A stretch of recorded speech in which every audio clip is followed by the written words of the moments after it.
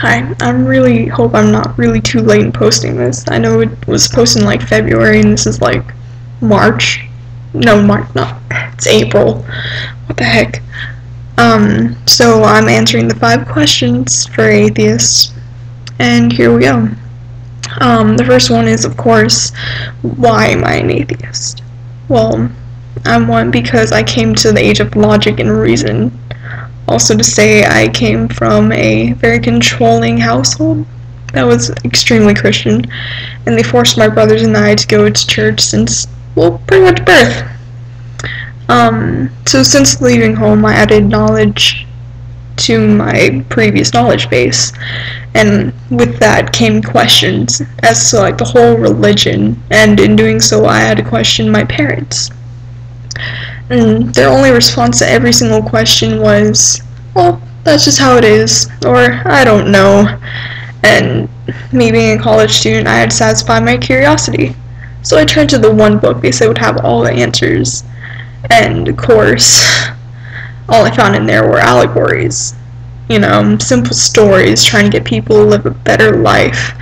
And, you know, if it was in any other book, it'd just be called children's stories, you know, any kind of story or fable.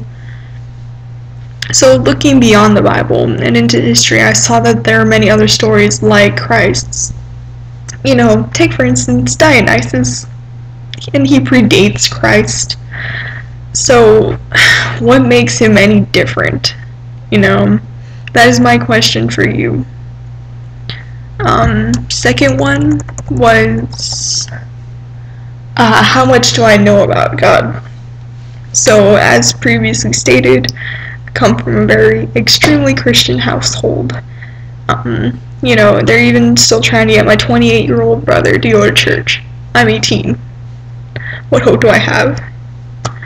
So, you know, they talk about a lot about religion, you know, always the whole pray for everything, repent for everything. So, you know, they took us to Sunday school and Sunday morning church every Sunday morning, that is to say. And, you know, the one we go to now is from like 9:30 in the morning to like 2. And like even after that, they still have more church service. So, needless to say, I've learned a lot from that. But pretty much what they keep on restating is the same stuff. It's always, God saved you, He loves you, and you need to repent for even having bad thoughts.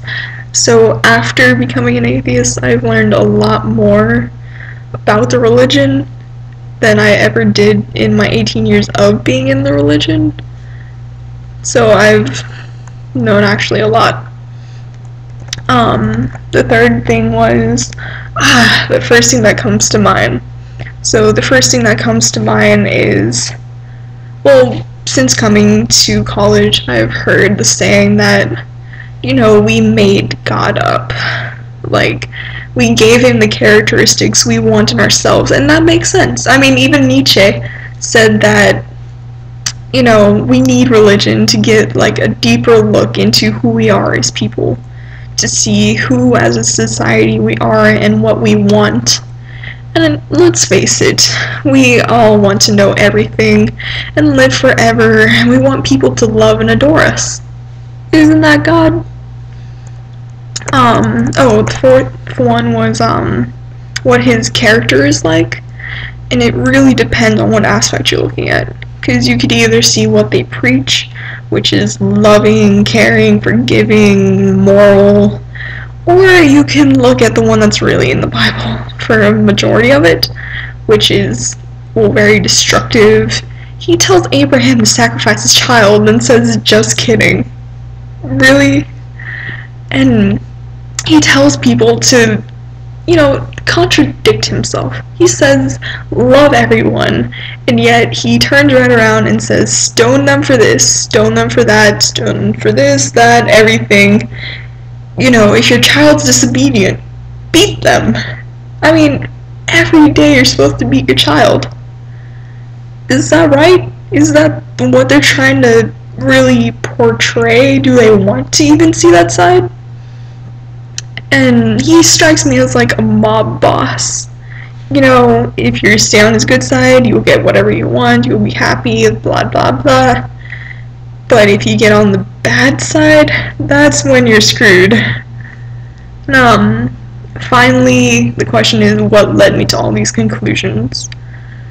You know, if you just look into the Bible beyond what is preached, you'll see all of this. You'll see how you're supposed to stone people, why, for what reasons, you know, all these things that we deem are immoral, that are wrong, they're in there and you're supposed to do it.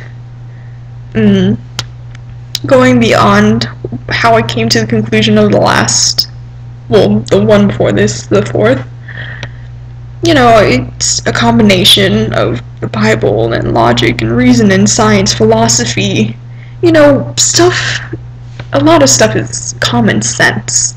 You know, we don't need a book to tell us, hey, you shouldn't kill that person.